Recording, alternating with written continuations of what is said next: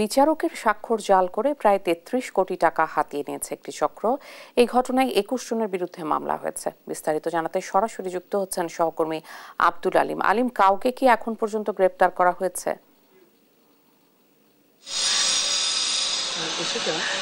মানিকগঞ্জ জেলা ও দায়রা জজ আদালতের বিচারকের সই জাল করে অভিনব কায়দায় ৩২,৬০,০০,০০০ টাকা আত্মসাৎ করেছে একটি প্রতারক চক্র।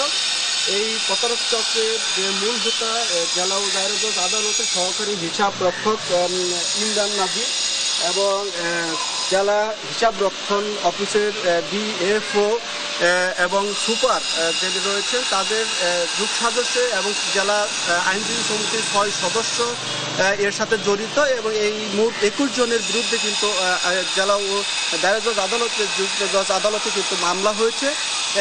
এই যে অভিনব কায়দায় এই যে সই জাল করে যে ৩২,৬০,০০,০০০ টাকা আত্মসাৎ করেছে, এর যে মামলা হয়েছে মামলাটি দুর্নীতি দমন কমিশনে পাঠানো হয়েছে এবং দুর্নীতি দমন কমিশন সেটি তদন্ত করছেন বলে আমরা জানতে পেরেছি। তো আর যেটি জানতে পেরেছি যে এই প্রিএমশন, এনআই অ্যাক্ট এবং পারিবারিক আদালতের যে মামলাগুলো রয়েছে সেই মামলার যে অর্থ, জনগণের অর্থ, যে সেটি জেলা দায়রা জজ আদালতের মাধ্যমে নিষ্পত্তি হয় এবং সেই টাকাগুলো এই অভিনব কায়দায় বিভিন্ন ভুয়া ভাউচারের মাধ্যমে এই টাকাগুলো উত্তোলন করে আত্মসাৎ করে এই প্রতারক চক্রটি।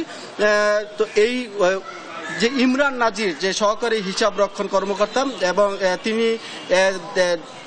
এই জেলা জজ দায়রা ও জজ আদালতে যোগদান করেন ২০১৮ সালে এবং এই ৫ বছর ধরেই কিন্তু এই জালিয়াতি করে আসছিলেন। কিন্তু এই নভেম্বরে এসে এই তথ্যটি ফাঁস হয় এবং এই ফাঁস হওয়ার পরেই কিন্তু টনক নড়ে প্রশাসনের এবং তারা তাকে সুকোজ করে এবং সাময়িক বরখাস্ত করে।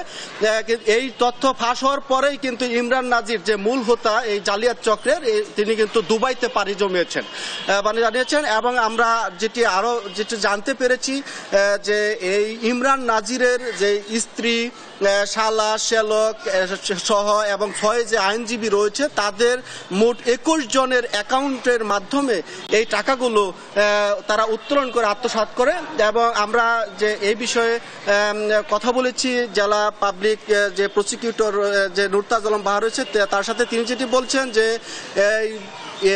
আইনজীবী যে এদের যুগ সাজসে এই জেলা ও দায়রা জজের যে বিচারকের সই জাল করে যে নজিরবিহীন যে অপরাধ সংঘটিত হয়েছে এটি আসলে নজিরবিহীন এবং এর বিচার দ্রুত করার দাবি জানিয়েছেন তারা। তো আমরা আরও যেটি জানতে পেরেছি এবং যে এই মামলাটি দুর্নীতি দমন কমিশন তদন্ত করবে এবং এই তদন্তের পরেই কিন্তু এর যথাযথ ব্যবস্থা নেবে প্রশাসন, এমনটাই জানতে পেরেছি আমরা আদালত সূত্রে।